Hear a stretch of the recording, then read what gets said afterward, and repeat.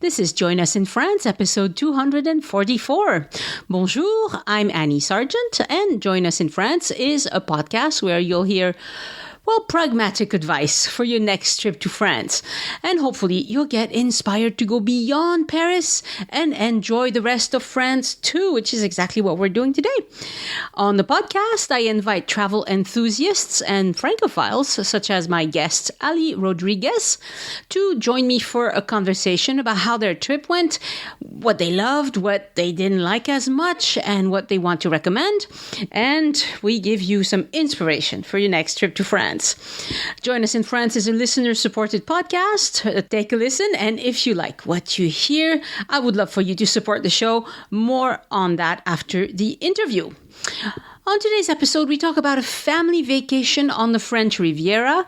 The mom, dad, a toddler, and a teenager. They did everything using public transportation and a couple of Uber rides. Ali helped me answer a question that people often ask, which is, what is the best town to base yourself out of when visiting the Nice, Cannes, Menton, Monaco area? You know, like the Riviera, but the coast. I definitely recommend that you don't rent a car because parking is a nightmare in those towns. But when you have a young kid, a stroller, a teenager, and sometimes teenagers are a bit moody. I don't think it was a problem in this case, but it's important to be efficient. So what's the best town if you're going to be riding the train and walk everywhere you go? Well, we discussed the whys and hows, and of course, Ali has nothing to sell. He just wants to be helpful to our podcast listeners. If you're interested in this episode, I recommend that you also check out episode 232, The Smart Way to Visit Provence, where we answer a similar question, but having to do with inland Provence, not the coast. We use a lot of French names on this podcast, and because I'm useless at saying French names any other way than the way I learned how to say them in French, if you're not sure what I just said, and if you can't spell it, go to joinusinfrance.com/244, number 244, and you'll see the episode page with all the links of the things we discussed and Ali's guest notes that go into more detail than what we had time to discuss on the episode.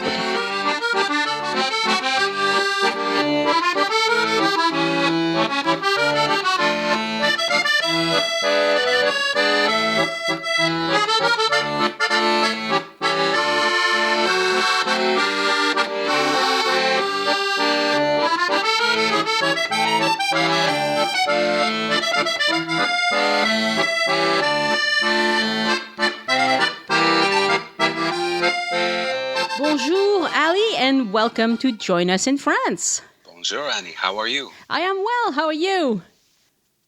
Doing good. Early in the morning here. I know. For you. Thank you so much for taking the time to talk to me. Yeah, it's lunchtime here, so That's the big meal we always hear about in the U.S. That France lunch is very sort of sacred. Yeah, I mean it is, but on a weekday it's not that a big deal. It's the Saturday and Sunday lunches that we put effort into. Anyway, today we're going to talk about your visit to the French Riviera, and you're going to give us some advice on how to dealing with a family of different ages, because you were there with a toddler and a teenager, and you and your wife, and also dietary restrictions that you have, and the fact that you spent several days and you had time to explore all these wonderful towns, and so you'll give us a comparison of what they're like and what what worked best for you. Yeah, we had been thinking about France for the last year. It's me, my wife, our daughter who's 17, and our son who's 2. So my family and I had been thinking about traveling since last summer.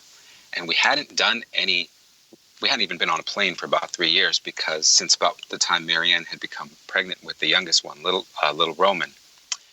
And so about last year, we thought, okay, we've spent the last few years readjusting to taking care of him and doing that. Maybe let's venture out. Let's take a vacation that also, while he's still so young, doesn't have to be something like, say, Disney or something close by. So we said, what do we got in us? Let's try France. we'd wanted to try France. I'd been there briefly. I'd been to Paris briefly about 6 or 7 years ago. Hadn't really gone out and seen much else. So I thought it was a great place to see a different region. Also, Marianne and our daughter Violet, they live for the beach. They love seeing places that are warm. And they both even surf, actually. Ah. Yeah. Now, we knew that the Riviera and that whole Côte d'Azur area was not a surf spot. No. But they still love the idea that it was a place where you could have relaxation, mix in the beach, or even have entire beach days. Sure. So that became the sort of basic structure that we thought, okay, it's going to be we'll spend some time, we'll base ourselves in a good location where we can explore the rest by train. Mm-hmm. And Nice was kind of a good first visit for us because it was a train hub and it was close to the airport. Yeah. So for those reasons, we said, okay, even if we find, the place that we'd love to come back to differently, Nice is really a good first place. It's also a city, so you can get a feel for a lot of different things. Sure. And just having that mix of what we knew would be a border area with Italy and all that would give you all those different flavors. Mm-hmm. So that was basically the setup and the idea of Right. why we chose it. Right. So getting there, we flew in actually from Paris. It wasn't a long flight, and it was actually a very comfortable flight getting into the Côte d'Azur airport. And we took a taxi to our Airbnb, which we also chose because we wanted it to feel like a little bit like home. Having a little one, having an older child, everybody had a bedroom. It was really, really nice. And especially because our daughter actually wasn't out of school yet, but she's able to do her last year of high school online. Oh, okay. Yeah. So having Wi-Fi and her having the space to do her regular day and then be able to be done and come and join us for beaches, for things, was really just a good thing to have. Yeah, that's great. Yeah. So for Nice, also is kind of like a microcosm to us of the Côte d'Azur itself. Our impressions was that it's actually as beautiful as they say it is. What we discovered when we first got there was that the photos and the films, they're not doctored. It's that nice. Oh, yeah. It's, you see pictures, you see postcards, but there's never any telling what a place could be like till you get there. True. And it was an absolute postcard. It reminded me of many years ago when I first visited California. It was beautiful. It had this sort of lush coastline, palm tree lined boulevards, the beautiful turquoise water that Mediterranean has right there. Mm-hmm. The great architecture that's kind of like the backdrop, especially on that Promenade des Anglais, mm-hmm. with all the old hotels like the Hotel Negresco and different sort of Belle Epoque era architecture. Yeah. It was like walking through a postcard that first day. And the whole Côte d'Azur, all those Riviera towns have that to one degree or another, whether it's small or big or a little bit different feeling. But it was just that was actually one of the biggest things that first hit us. Right. Yeah, it's true that the architecture is very, I wouldn't say it's similar, but it's like it's kind of a continuum. It's Southern France, Italian style type of architecture, very Baroque for the churches and things like that. And it's gorgeous. And, even small villages will have that sort of feel to them. We actually, and this might just be a symptom of being on vacation, felt like, we could live here. And I'm sure many people do. I've heard, famous people in the past went there and had the same reaction. Yeah. Such as Picasso or Matisse or people like that. Sure. Yeah, there are lots of people live there, they're not from there, obviously. Yeah. And so the other thing that hit us was, the other unexpected thing, at least to us, was the family-friendly nature of the Riviera. And we might owe that to having traveled, of course, with a toddler. But, it can get depicted, at least in our view, or maybe from what you might see in films or see on TV or hear on the news, as very exclusive or high society, places like Cannes or Monaco or even Nice to some degree. But for us, it didn't end up just being Cannes. It was Cannes with a carousel and for the kids and a beach and fun treats. And, it wasn't just Nice, but it was Nice with carousels and this whole play area downtown that Roman could be at.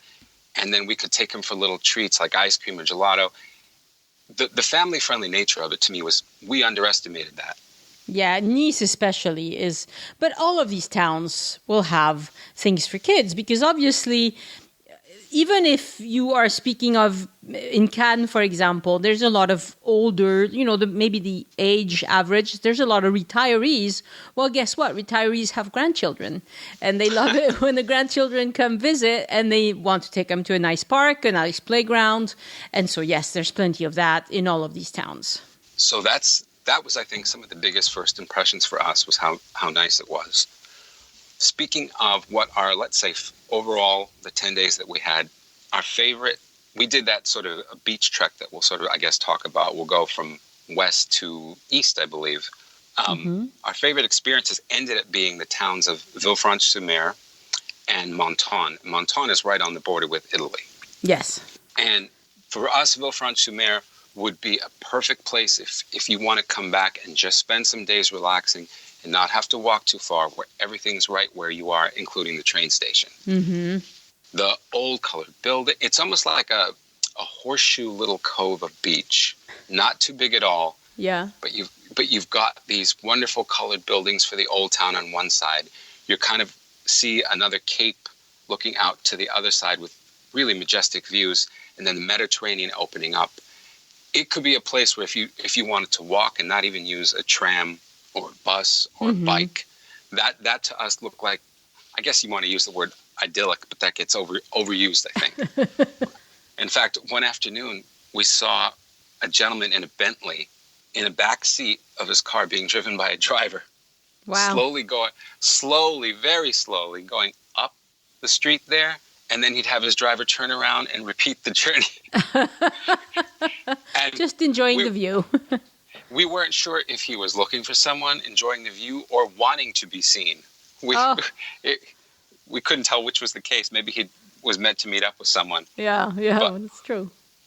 But we saw the driver always kind of like, okay, turn around again. Let's try this again. And but maybe he was as taken with the view as we were. So we actually, because of what we like so much about Villefranche-sur-Mer, we spent 2.5 afternoons/evenings there. Mm-hmm. One just for lunch, and then we came back for sort of 2 beach days. So you preferred the beach at Villefranche-sur-Mer than at Nice? Certainly, and maybe that's because the beach at Nice has large rocks. Yeah. Which is not bad, but it just happened to be that the week we were there, which was the very end of June and the very end of May and the first week of June, the beach at Nice actually felt quite cold. Ah. And a few days later, when we got to Villefranche-sur-Mer, that completely changed, at least in that area. Right, and because it's a little bay. The bay is close. Yes. It's closed unto itself, I guess. I don't know how to explain it, but Nice is wide open. I think that is it. Whenever we were at places that were more open to the water, even like Cannes, it was colder. Yeah. And all the little coves and bays were also shallower too. So it's like the sun could keep the water warm. Right, and it's easier when you have a toddler to have some shallow water for a bit. Absolutely. And so that beach at Villefranche-sur-Mer is, to us, also perfect because as soon as you step off that train and walk down the stairs, it's the first thing you see. Mm-hmm. And you see the palm trees and the beautiful turquoise water, and then when you get in it, it feels like you're in a pool. It doesn't even feel like you're in like some wide open ocean. That's cool. It's really, really wonderful. And so we thought, okay, that's why we spent a couple of days there. It's why we came back there. It's why Roman especially loved playing on the beach there.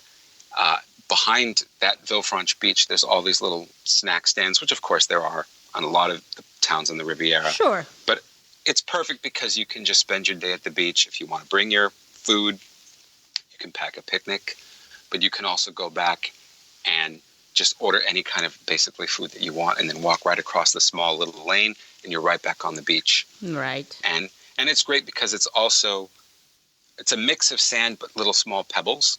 Okay. And so also Roman loved that because he could have little toys like to play with and throw into the water.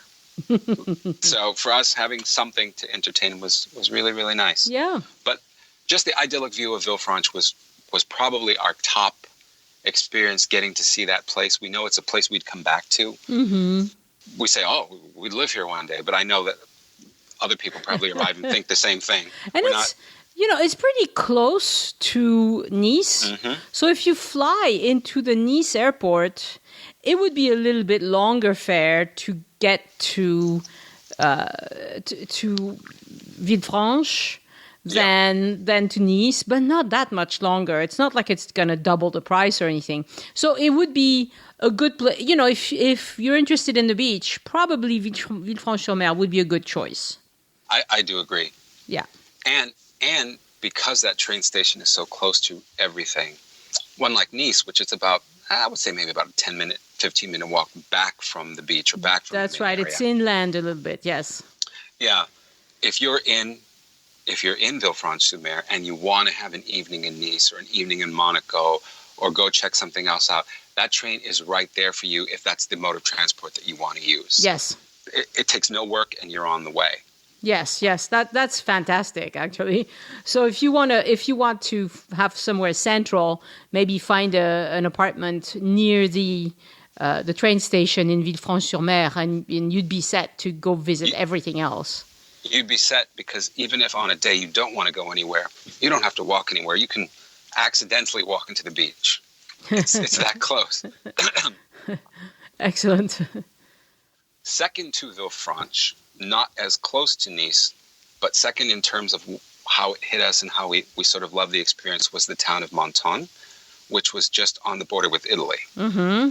That had to us also the second most beautiful beach to Villefranche. And I'm sure some people could say it's their favorite. But what it is, rather than being just one small little cove, it has sort of two stretches. And there's a long stretch of beach when you first get off the train that you can walk along with hotels and casinos and snack bars. But it all stretches up to an old town, which is closer to the border. And that old town has a beautiful cove, great turquoise water, a nice port. You can see beautiful yachts parked, and this great view of the hills in the background. And right in front of those hills is the most, the cutest little town of pastel-colored buildings. Mm-hmm. It's like that would be you're in a postcard, mm-hmm. a man-made life-size postcard. It feels almost like a film set. Wow. It's really, really beautiful. And in that old town, there's also a great little shopping area, made for, you can stroll, you can shop, you can have dinner there. Sure. And then be right back out on the beach. That area, which is also very, very small pebbles and sand mixed together, was another great place you can take your family. We also went there twice because it was so nice. Mm-hmm. Yeah. It was just beautiful to us. Yeah. Yeah. And Menton is a little further away from the airport, but doable because you have the train.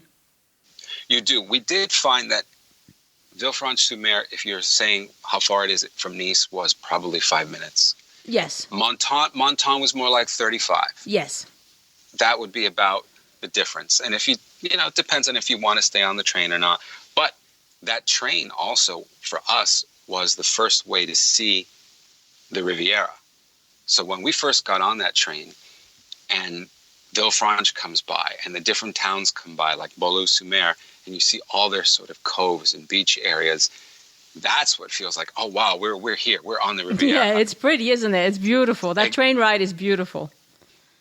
Exactly. And that train ride was something to see. Our 2-year-old looked out because we speak to him in a combination of not quite English, not quite Spanish, but everything all at once.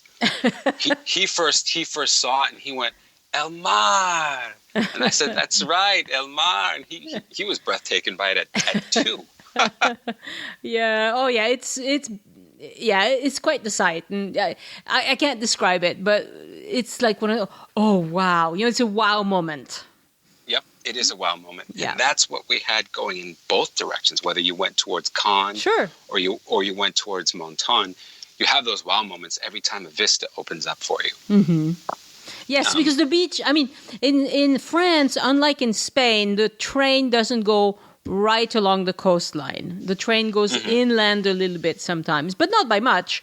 But you're going to be a little further away from the water and then close and further away, a little jot back and forth. But you get plenty of beach views or Mediterranean views, and it's beautiful. The one thing that my wife appreciated about the whole Riviera was that if we had Roman on the beach, he didn't necessarily have to be clothed all the time. It was easy to change him and not worry about covering him up. He could run around, as free as a Greek statue. Yeah, pretty much. Nobody worries about that in France. Yeah. A little kid running naked on the beach, nobody is going to bat an eye. And for herself, for my wife, what was really appreciated by her was the fact that there were a couple times if she wanted to be in the water or play with Roman, she could have her top off, not, flaunting herself around, but submerged in the water, and she enjoyed that freedom that you don't get that obviously in beaches in the U.S. Yeah, no. And she also had fun because doing that also mortified and embarrassed our 17-year-old daughter. So that once our daughter got a wind of what Marianne was doing, she's like, "Mom, what are you doing?" And she's like, "What's the matter?" It's all right. These are just boobs. Half of the world population has them. It's okay. Probably more than half. But so that was nice. Just the sort of, you're at the beach, everybody's got a body, everybody can be in the water, no matter what size, what shape. Yeah. It was fun sort of being in that environment. Yeah. That's good because sometimes the Riviera has the image anyway of, picture perfect Hollywood types. Yes. And not necessarily. It's a French beach. There's going to be some of everything. There's going to be old grannies and fat people and short people and tall people and some of everything. It's just the way it is. Absolutely. Yeah. So after those two towns being, let's say, our favorites, and after the beaches that we really, really like, those being our favorites, some of the second favorite things that we had was at least some of the food that I found and some of the food that Marianne found. And for that, I guess we kind of go back to Nice, which is where we started anyway. Right. But what I found, because, again, I eat for the last 7 years have been eat a whole food plant-based diet. That's basically vegan, but more centered on just trying to be less processed, if you will. Yeah. More natural food. It's basically the way we also feed Roman, with, of course, vacation exceptions. And when you're on the coteazur, who worries about that? Yeah. And our daughter is vegetarian, and Marianne is close to all that, but she likes fish. Uh-huh. And she will eat chicken every once in a while. And she was looking forward to having coq au vin, which she was able to find at a place called Chez Juliette. Mm-hmm. And she said she really, really loved that. She was also able to have what she was looking forward to, a salad niçoise. Ah, yes, with tuna fish. Exactly. She's had that over here in the U.S., but you want to go to Rome to have what the Romans have in a way. I had one in Nice recently, but it wasn't that good. But we were just at one of these fast kebab type places because we were tired and we just sat down and had whatever. But it wasn't that great. But if you pick your restaurant a little better, you'll find some really outstanding food in Nice.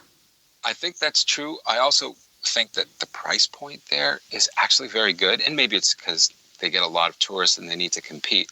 But you can eat very well there for not a lot of money. Yeah, 20. At least that's what I found. I like for lunch, 16, 20. Yeah. Dinner maybe a little more closer to 25, 30, but it's really quite reasonable, yes. And the wine, of course, is always reasonable in France. You never pay more than 20 for a bottle of wine, unless certainly you're at an expensive restaurant. But yeah. Yeah, you can go as high as you want.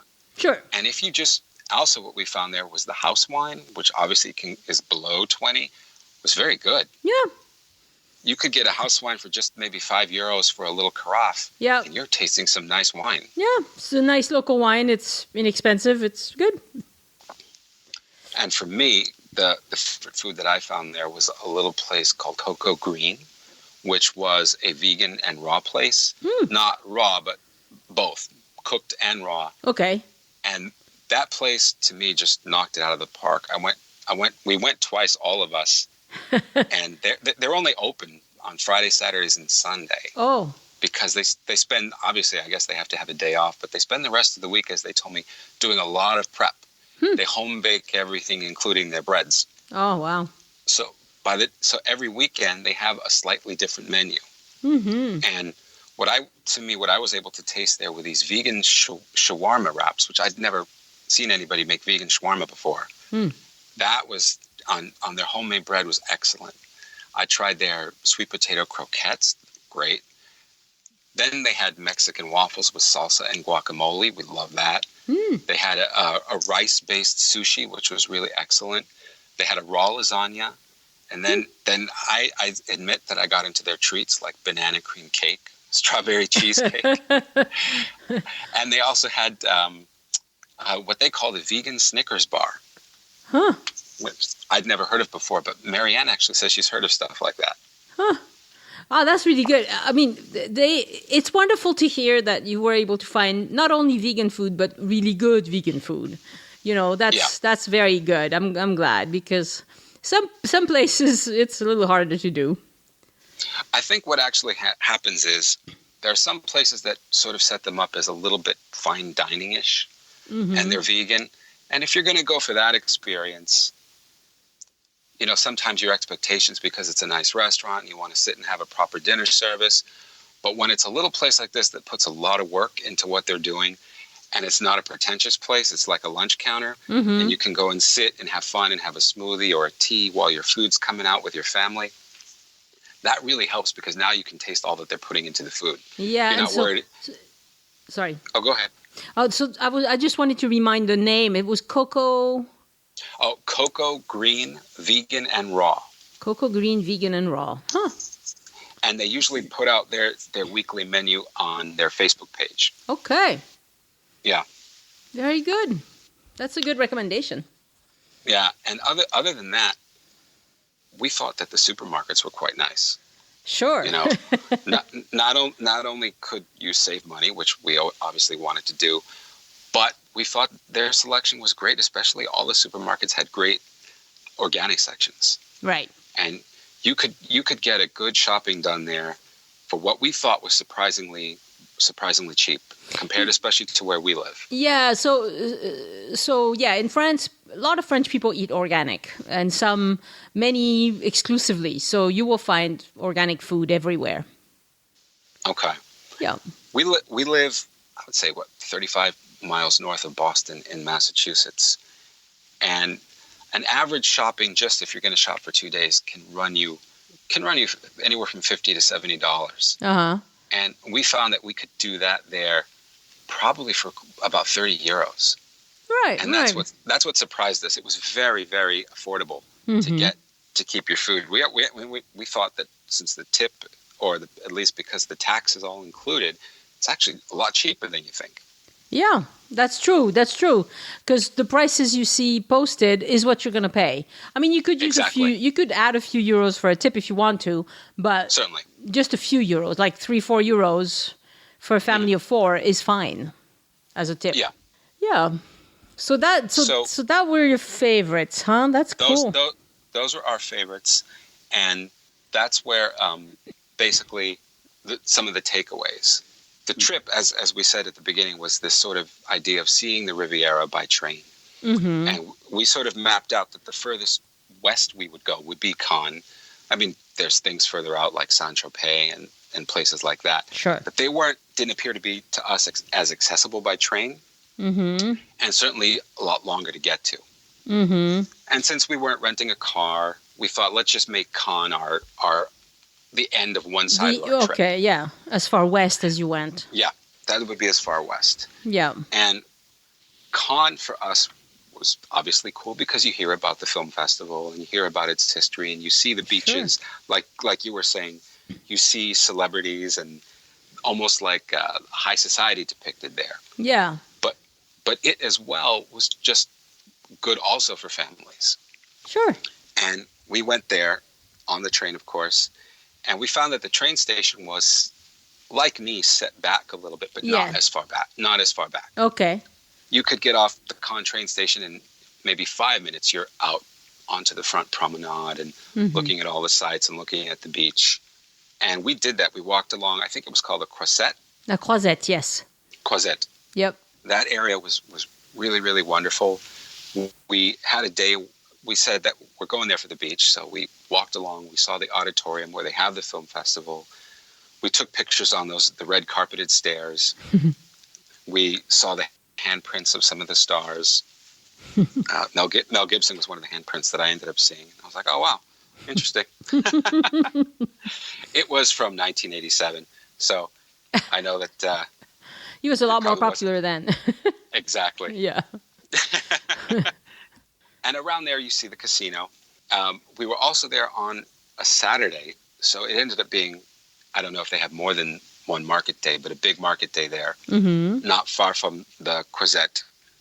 And Marianne remembered that she saw in a used clothing stall an original Chanel dress that she thought was amazing. Wow. She didn't pick it up, of course, because it had quite a price tag. But she just thought to see stuff like that at just a market on the street was pretty nice. Yeah, you might want to find the Goodwill in Cannes. Yeah. You'd be surprised what you find. Yeah, exactly. That's cool. That's very cool. And so it was that Saturday seemed to be a day where they had all these kind of non-food items at their market. Just like little race cars, a really, really nice thing. But the biggest thing for us for that day, of course, was because it was going to be a beach day, was finally getting to the beach and setting up.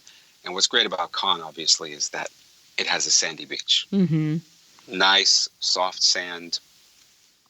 Yeah. Great view of the Mediterranean. Yachts galore. Oh, yeah. All of these towns have yachts. Yeah. And when you're there, that again is one of those postcard moments where you're like, wow, this is as good as the postcards and videos show. Just the palm trees, the beautiful sand. Again, those beautiful buildings and old hotels right on that Croisette just looked wonderful. Yeah.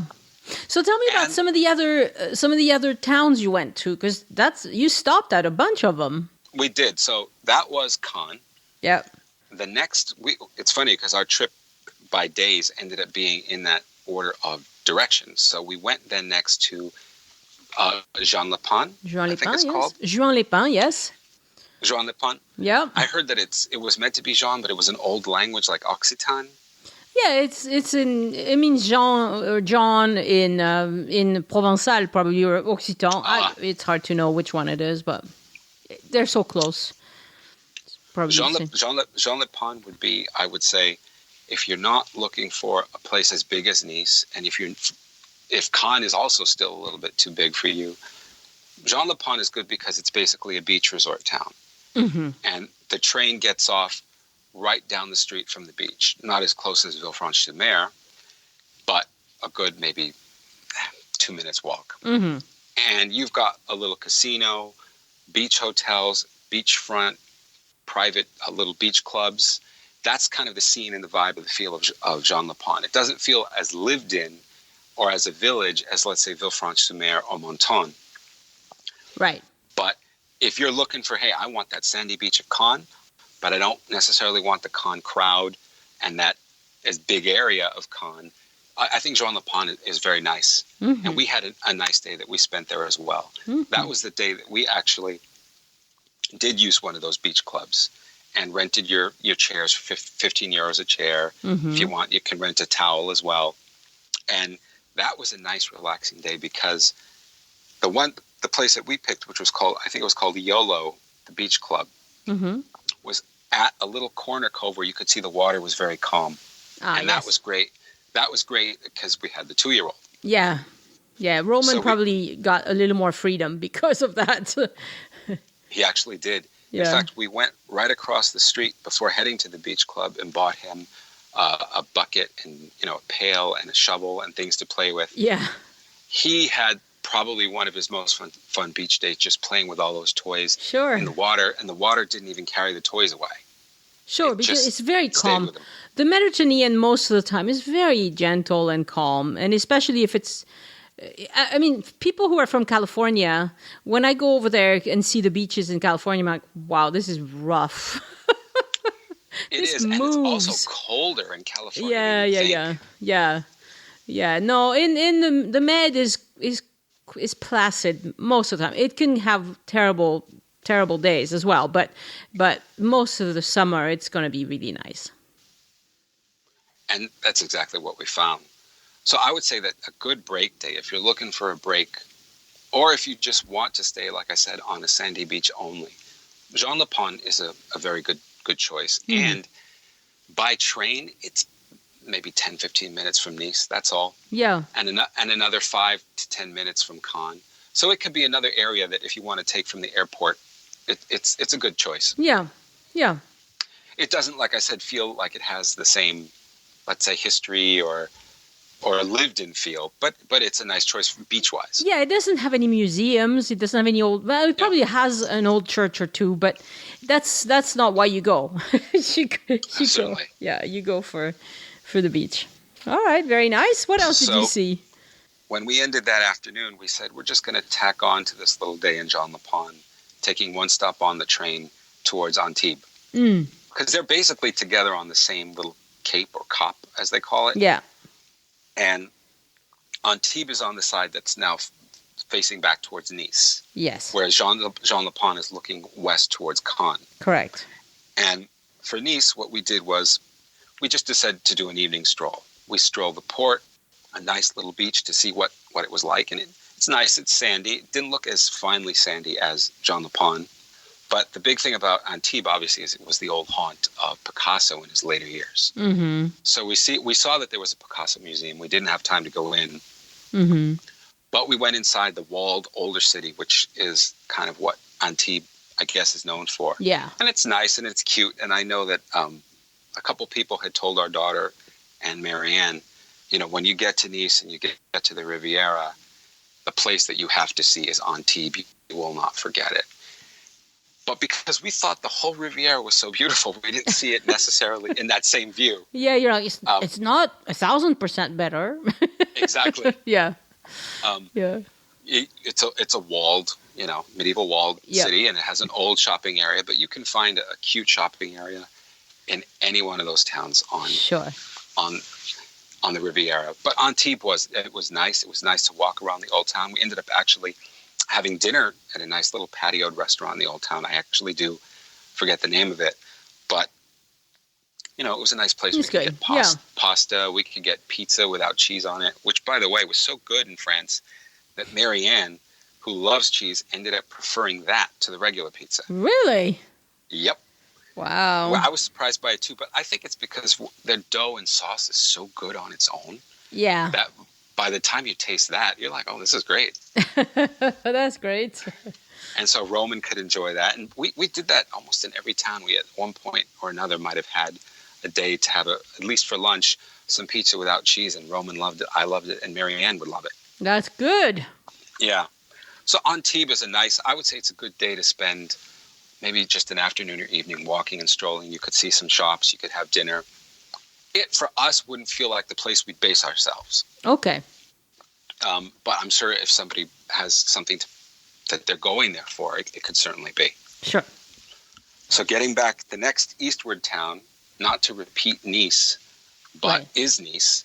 Yeah. And I think the big difference between the smaller towns on the Riviera and Nice is that Nice is a full functioning city. Yeah. It's not like some cute little Riviera town.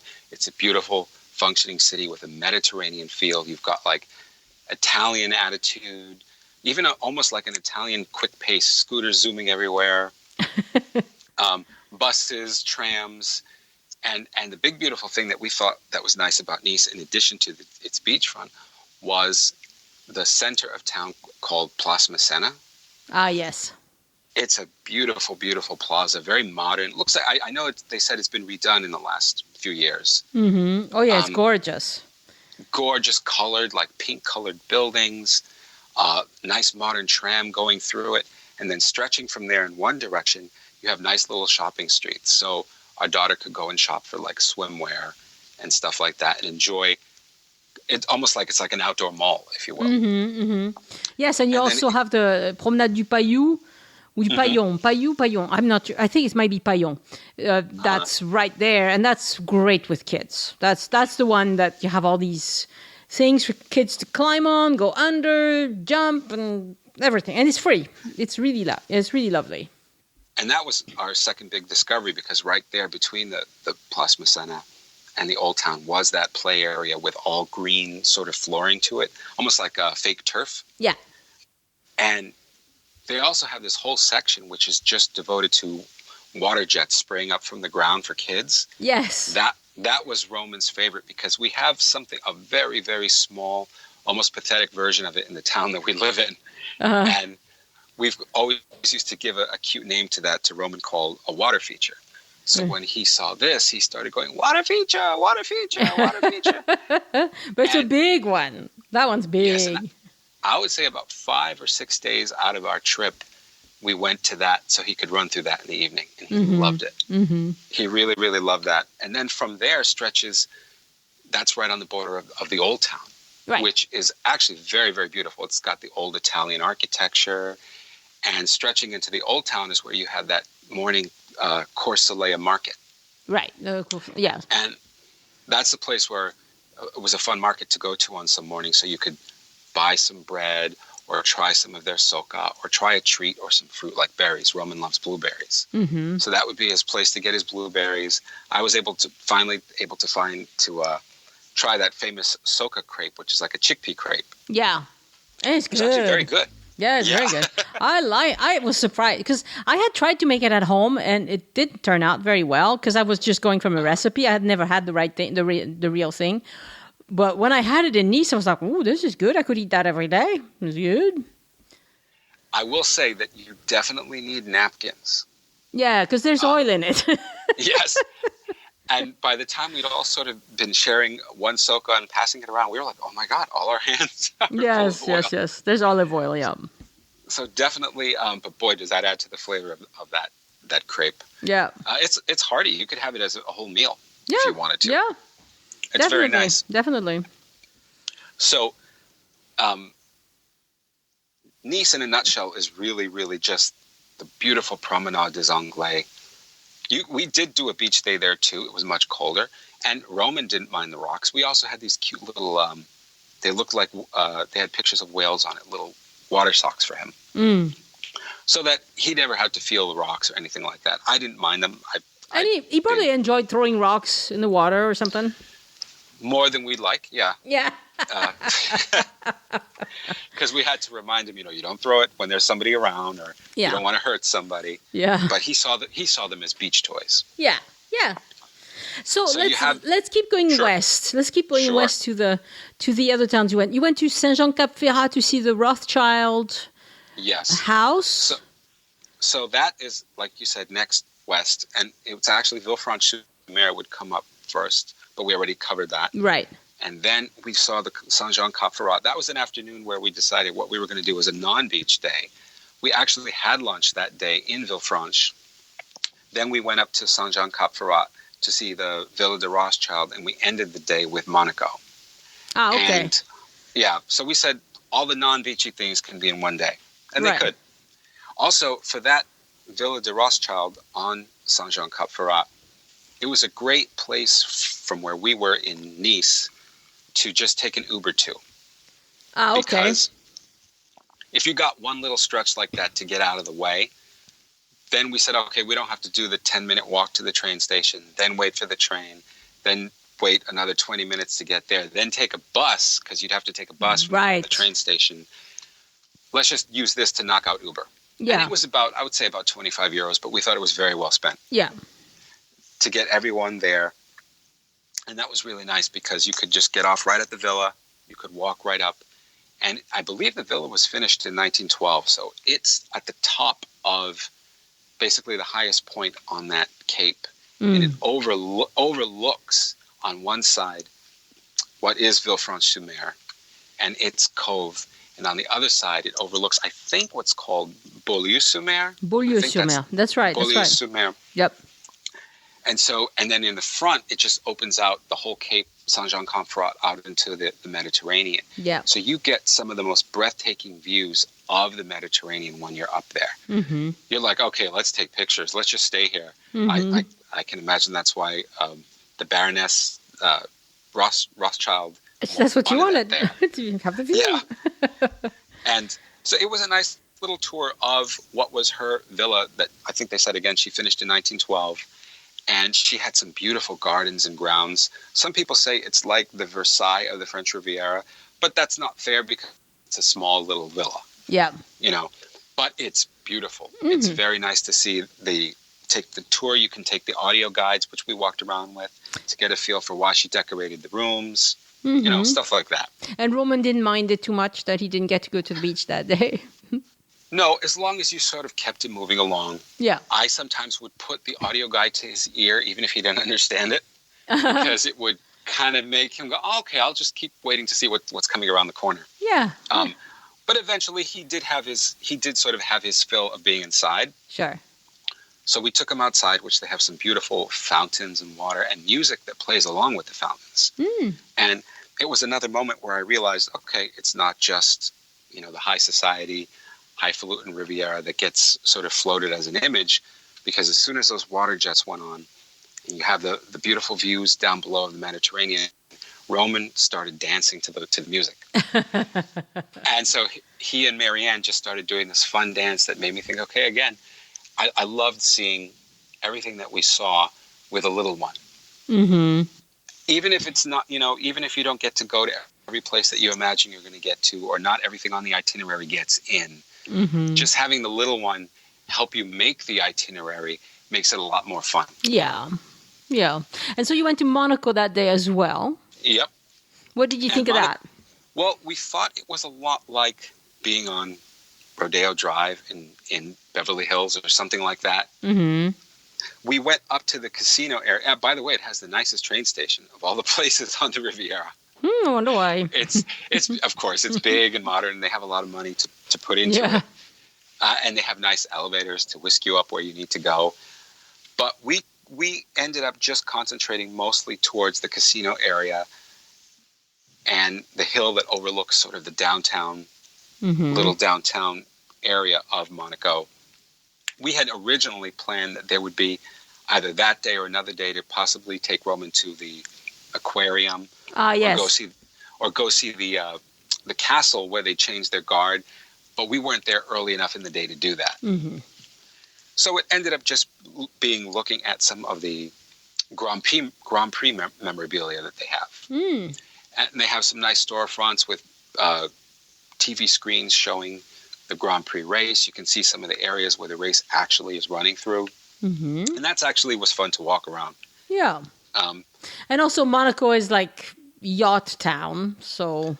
It is absolutely. In fact, there was big yacht town. Big yachts. Yeah. Their port is very high level. Serious money yachts. Serious money. In fact, so serious that we did hear that Jack Nicholson had a famous quote where he called Monaco Alcatraz for the rich. And I think maybe he was right. Yeah. No, yeah, it's amazing. That I mean, I've been a few times and I always feel so out of place.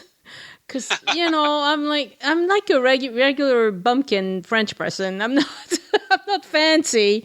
And so being there, I'm like, oh, I'm going to have to mind what I say. And anyway, it's very interesting. But it's a beautiful place for a few hours. I don't think, I'm not in love with it. Let's put it that way. I would say that we agree completely. That it was nice to see. I think it does have some sites that people can go see, because we know that there's a church there where Grace Kelly is laid to rest. Yes, and it's nice. They have a beautiful organ in there. That organ is unbelievable. So it's definitely worth taking some time and, just like you said, spending a few hours there. Yeah. But it's not completely reality. It's its own thing. Now, one place you didn't make it to is Èze. That's right. In fact, along with Antibes, we were told to go see Èze. Right. And for some reason, while it was on our itinerary, there were never days where we had to fit it between where we were going, either to Menton or Monaco. We had even taken a day to go over the border to Italy, to San Remo. So somehow Èze, even though we kept passing it on the train, we're like, okay, we'll try to work it in tomorrow. It's one of those things that got just sort of missed and skipped. And we know that we've skipped what is supposed to be a beautiful hill town. Yes, it's beautiful. But it's okay. You'll go back. Absolutely. That's what Menton and Villefranche are for us to come back. That's right. Well, and especially if you find an Airbnb in Menton, you're pretty close to Aise all of a sudden. Yeah. So, yeah.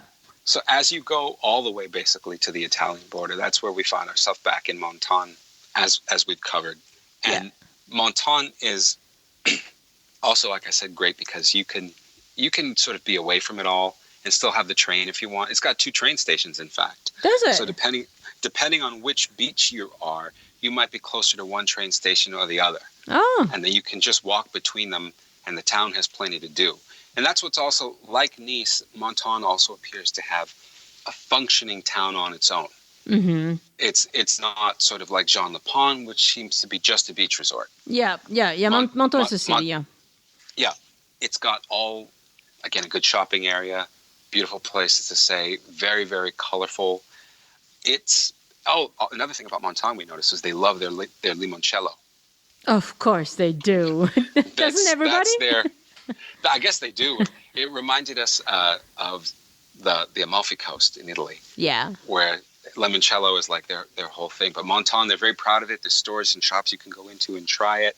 And come out, they offer you samples every 5 seconds as you walk through the store. So you come out feeling a little buzzed, quite frankly. But you're on vacation. It's okay. Exactly.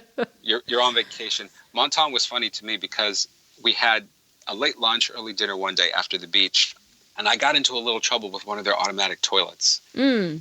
And I think this had happened to me years ago as well in France, where I know that when somebody leaves, the door automatically closes to clean. Right, for the self-cleaning cycle, yes. Self-cleaning cycle. But that's the part I keep forgetting. Oh, so you went in before it cleaned. And for some reason, a couple other people were making that same mistake too, where the door would open, it would seem to stay open. So we thought, okay, it won't lock. That's the thing. Yeah, you have to. So let me explain the procedure. I've explained this before, but let me do it again. So when somebody walks out of one of these self-cleaning toilets, you have to let the door close completely. It'll take about 2 minutes to do a self-cleaning. Then it'll open again, or at least the button will turn yellow and you can push it, and then it's your turn, and the next person needs to wait until the self-cleaning cycle. Otherwise, you try to shut the door, but it won't latch. And so what ends up happening is that people have like their wife or something holding the door for them while they go to the bathroom. But you don't need to do that. You can just wait a couple minutes and it'll be okay. And so that's what I eventually found, was that you do have to let it close, go through a cycle, then go in. Yes. But I guess that's just me being a tourist who's confused. Well, you don't have those in America, so you wouldn't know. No, we don't. French people, we use them regularly, so we got it. But visitors, they don't know. How would they know? So, yeah. All right. I will say that. Yes, go ahead. Sorry. Oh, go ahead. Well, I was going to say, so that basically is like covering our west to east trip through the towns. The only thing I think I forgot on my note about Nice was there was another place that we ate called Frites City, which is a very, very small little place that's run by a Belgian couple.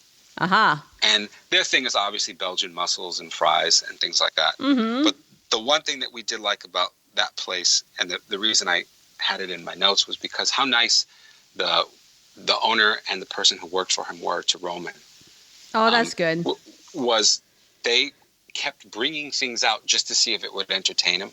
And they kept giving him, they brought out colored paper and different things. And then in the end, the owner ended up explaining to us that he was kind of doting over Roman because he has 3 grown children of his own. And it made him remind him of them. So before the owner actually left at one point to go do something else, and before he left, he asked if he could come out, and he gave Roman a giant hug and kiss, and we thought it was so nice. Yeah, and I bet he's a cute kid. That's why people treat him that way. He is to us. And he was this owner, which was really nice. That's great. Well, Sorry, I was just going to close by saying that was a great overview of all these towns, because this is the question people have is they all look really nice. Where should I stay? And you gave them good reasons why, because the answer to where should I stay is always, it depends. It depends on what you want. It depends on, who you are and what's important to you. And so you gave them a lot of things to think about in order to pick a place. So that's wonderful. And I'd also say that 10 days, while it seems like a lot, really isn't. Mm-hmm. Because there is so much on the French Riviera. You could spend a month there and still see something different, a different town, a different area. Certainly, like you said, Nice, we thought it was a great first base because of seeing, and also being able to see the Matisse Museum was nice. Another thing that we did miss was the Chagall Museum. Yeah, I think in Nice, if you can only do one museum, you should go to see the Chagall. The Chagall is amazing. The Matisse is fine. There's nothing wrong with it, but Chagall, definitely worth the visit. And that's another reason that we do want to go back. Okay. It's definitely somewhere in our bucket list now includes a place that we want to go back to. That's wonderful. Again, is the takeaway that we had with the whole Côte d'Azur, was that it does feel like you could live there. You could pick your town, you could slow your pace down, or increase it if you want to be in Nice. Depends on how you see it. Yeah, of course you could live there. It's very crowded, though. For somebody like me who lives in the southwest of France, I wouldn't want to live there because it's too many people.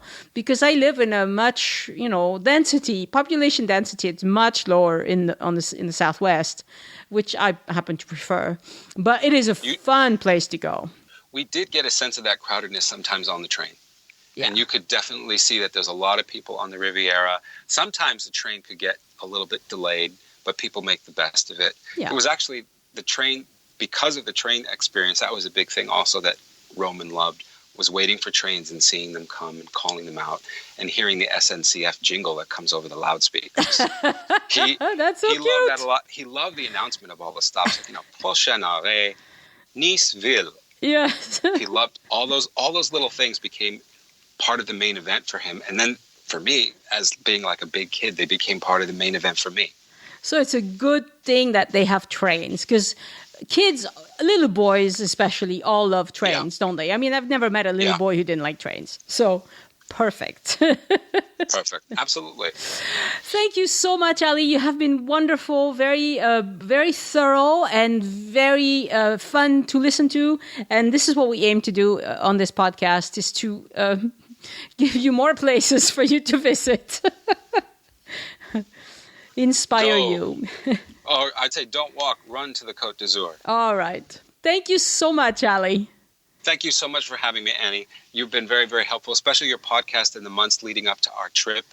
Just discovering your podcast and hearing the different, not only trip reports, but when you talk with Elise about the different towns, it became our way of kind of like anticipating the trip that was coming up in the months leading up to it. Yeah, anticipation is a big part of travel, I think. It's one of my favorite things, is to learn about the place I'm going to go. And then, I look forward to seeing that. And it's very fun. And so now I think we're going to take your podcast even after the trip. We'll just take it with us and keep listening. Good. You'll have too many places to visit in France after that. That's true. Okay, well, thank you so much. And I guess maybe we'll talk some other time when you make another trip to France. That would be lovely. Thank you so much again, Annie. Thank you, and au revoir. Au revoir. Thank you, Don Whitehead, Jan Kogler, Gregory Fury, and Mary Ginley for pledging to support the show on Patreon this week. And thank you, Phil Robertson, for editing your pledge up. Patrons enjoy several rewards, including membership into a secret Facebook group where I answer questions every day. And you can also hire me to be your trip consultant and help you work out details that you want help with. I did one of those while I was in Paris recently, and it's always a lot of fun to talk to all of you. Visit patreon.com/join us, Patreon. Join us, no spaces or dashes, to see the different reward tiers, and thank you so much for giving back. My thanks also to Sarah Lewis for sending in a one-time donation by using the green button on any page on joinusinfrance.com. There's a button that says Tip Your Guide. Donations of $20 and over also get you an invitation to the secret Facebook group. I also want to thank Catherine Wilson and her husband. I'm sorry, husband, I talked to you, but I didn't catch your name, for testing the Île de la Cité tour after I recorded it. When they called me to report on the experience, they said how much they enjoyed the content of the tour and that they learned things they didn't know about, even though this was not their first time in Paris. And so this just makes me so happy, because I work very hard to find interesting things that happened in those places that you're looking at in Paris, and tell you about, what are you looking at? Why is this important? And so I just love it. And of course, they had some suggestions for things I can make better and, make it easier for you. So I've done those things, and it's always good to hear from people who've had nothing to do with, putting together the tours. They don't know me from Adam. They just listen to the podcast, and they see everything with a fresh eye. So that was wonderful. Thank you so much, Catherine. So I think the Île de la Cité tour is going to be released in the next few days. It's not in my hands at this point because there's an app company involved, but it's proceeding very, very well. When it's ready, I will release a quick announcement on the podcast so you know about it. I will also send out an email and talk about it on Facebook and all that. So hopefully you'll find out about it. Next up is the Marais tour, which is all written and recorded and all that. It's in the process as well. And then the Montmartre tour. This one I've walked and I have great stuff to tell you about, but I still need to write it. I might need a couple of testers for the Marais tour. I will post a request on the Facebook group if that's the case. For my personal update this week, there's a lot going on, and there's a little bit more stress than what I'm used to. I'm just a country bumpkin. My daughter moved out into her own studio this week, and that's big change. Bigger change than I thought it would be to not have a kid at home anymore. But she's just downtown Toulouse, so we continue to see her often. It's not the end of the world, it's just, my baby's gone, And our house is getting a fresh coat of paint, so there's sanding and painting going on, and the painter said they will be done Tuesday, and then it'll take me about a decade to take off all the dust. Anyway, and there's also all sorts of problems with my apartment in Spain that, everything breaks at once. I don't know. But happier news, my in-laws are coming for a visit, so is my sister-in-law. So we're going to have a great visiting and traveling time around the south of France. I will publish an episode next Sunday. I'm not sure about the Sunday after that, because doing these episodes I need to spend hours in my office, cut off from other people, and it's hard to do when you have visitors at home. If you would like to recommend the podcast to someone who already listens to podcasts, well, tell them to find Join Us in France wherever they listen to podcasts. If they listen to music, but not podcasts on their phones, tell them to search for Join Us in France on Spotify or Pandora.